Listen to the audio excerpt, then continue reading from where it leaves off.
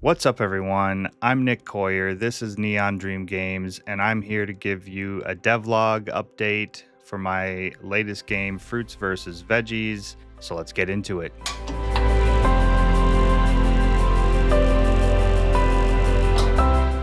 All right, I am going to try to see if I can keep things a little bit more short and concise, just show you guys a little bit of what I am working on.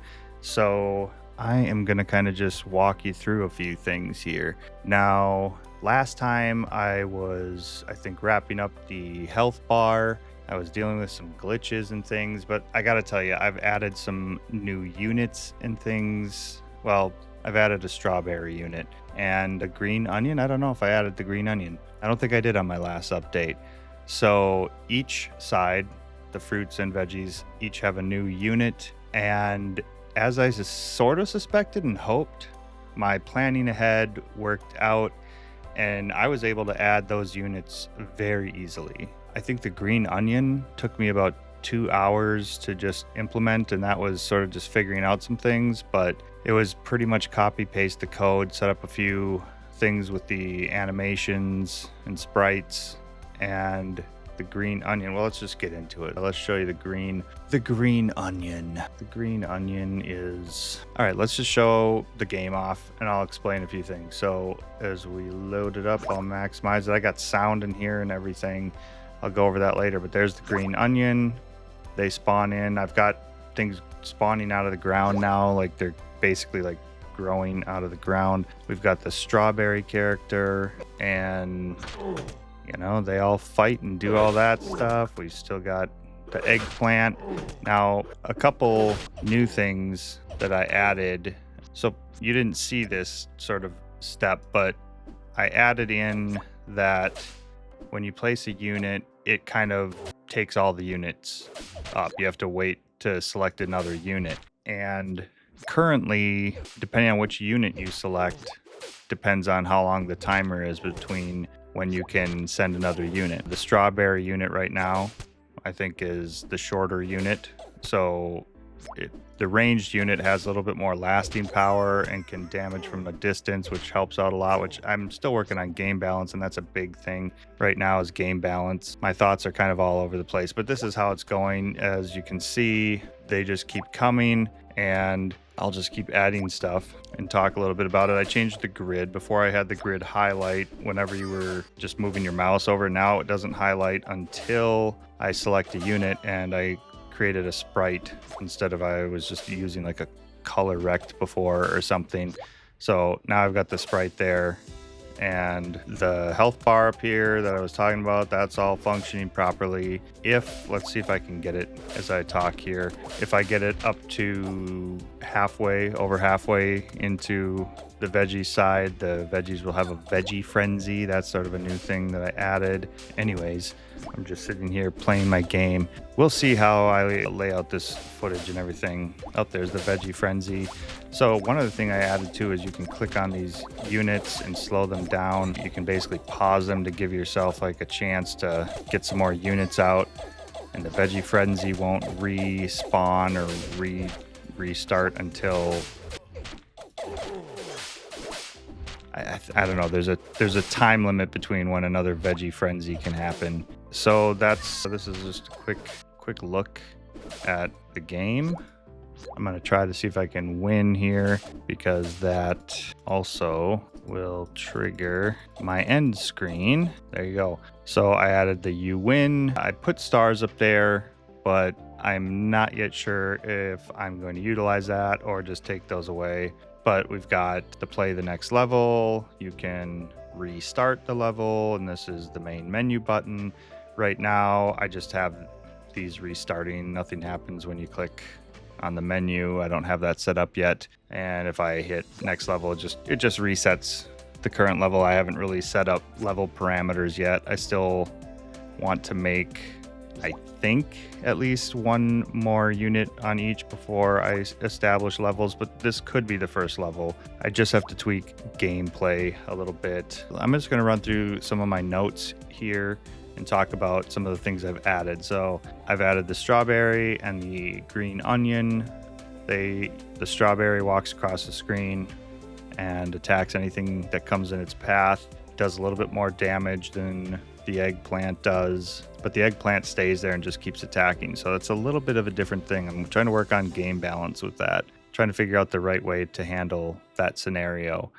I also added the timer to the level. So, right now I just have it set at 10 minutes. But the idea there is you'd have 10 minutes to try to get through the battle and win. If you get to the end of the timer and your meter is tipped over into the enemy's side, that means you would win, and you would lose if they're tipped over to your side. The goal is to obviously fully win, but I have to figure out that game balance. And that's kind of what I'm having issues with. I've had my daughters try playing the game and see how they did, because I can win like every time. I know a strategy or two that I have to probably tweak and work on so that it's not just super easy to win. Right now, everybody's spawning just on random cells on the map.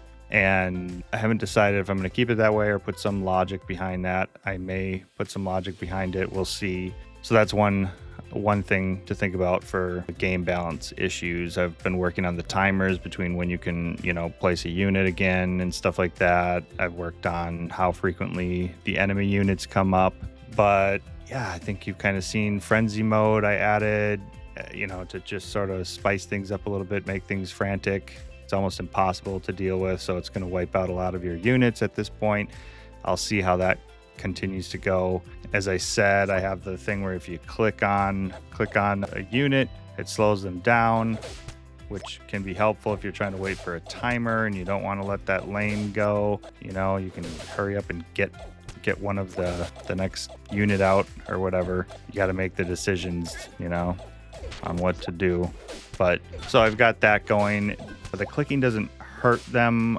I thought about doing that like a minor way that you could hurt a unit, and maybe I'll implement that. I don't know. But right now it just stops them. But I could easily make it hurt them a little bit. Maybe I will. Maybe I'll just make it do like micro amounts of damage. And, if you want to click them, it just adds something to it. But that's what I'm working on there. Let's look at the notes here. The sound. I started adding sound to the game, and that was something I held off on, but I had watched a video a little while back about somebody saying, I think it was in a game jam, and they were talking about how they usually waited to add sound to their games to the last minute sort of thing, like the afterthought. And basically they said that was one thing they learned, to not do that, put sound in the game early on. And that's something I'm just trying out. I had not done sound yet, so I went on to a website that I subscribed to, got some sounds, mostly sound effects right now. I got to put some background music in. That's kind of one of the next things I'm going to do. But the sounds are added just another layer to it. So I'm glad I did that, and it wasn't even that hard. In fact, let's close the game here. Let's take a look. So on, let's say, like any one of my units or whatever, here's a green onion. You can see all the nodes on the side, and I added this sound effect node for different sound effects. But one thing I wanted to do, and I thought was sort of fun, because I had found this sound, all these like quick death sounds and even some long death sounds, and I thought it was interesting. So I created this death effects. So over here we have just a regular node, just basic node to hold all these audio stream players, and each one has a different death effect. I put them all into a group for death effects over here into death sounds. So they're all in a group called death sounds, and a real simple script here, random death. It gets nodes in the group, picks one of them at random, and then I do a random pitch, because I thought my game kind of works out where I could pitch these things. These are cartoony fruits and vegetables. They can have like a pitched sound or whatever, and it's not really that big of a deal. And it just creates this hugely amount of random variance for the deaths and stuff, so it doesn't get super repetitive, since there's going to be a lot of deaths happening essentially. That's what I did. So then it just plays it, and then I instance that script into all of these other scripts for all of the strawberries and the eggplant. They all have the death effects in there, and it just calls it when they die. I think right here. If they're dead, death effects, random death function. And that's just fun. It's fun to hear the different noises they make and stuff. It's a little bit amusing. And then as far as the rest of the stuff, like let's go back to the green onion. All I did with the rest of the sound effects mostly was I had already set up things in the animation player for all the different things like attack. So I just play the sounds right there within the animations, not the death one, because I play that in the scripts. The hurt one when they get hurt, but I also do the hurt in my script as well because it's a little hard to explain. But basically, if they're already engaged in a battle with somebody, instead of having a hurt animation, they just flash red.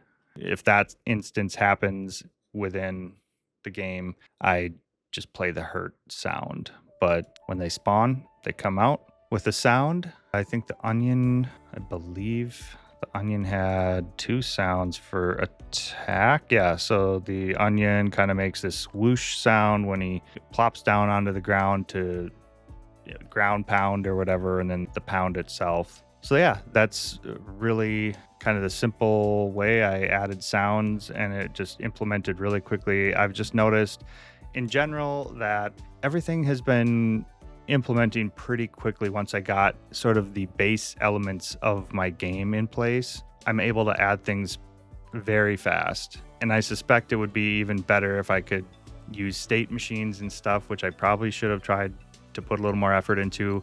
I'm just too far into it now. I think I'm into the nearly 70 hours at this point into developing this, and I don't exactly know what the home stretch is yet.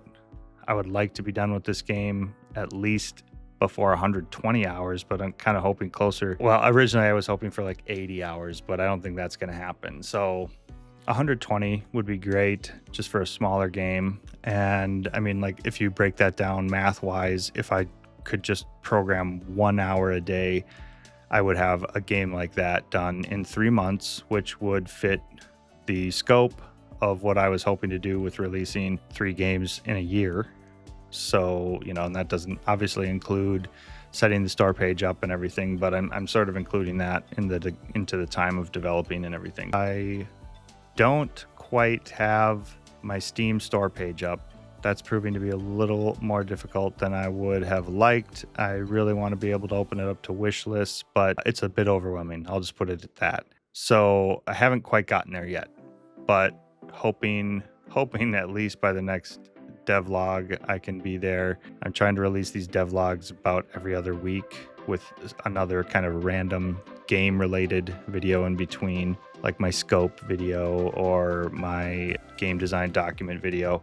And yeah, we'll see. Hopefully I'll have it ready. Steam page, at least something, a landing page that I can start doing wish lists. But anyways, that's kind of it. That's where I'm at right now. I would definitely be willing to hear any ideas you guys have or thoughts on what you're seeing. If you think there's any kind of features or anything that I should take a look at or explore. A friend of mine suggested putting health bars on the units so you can sort of see how much health they have left. I haven't decided if I want to do something like that yet.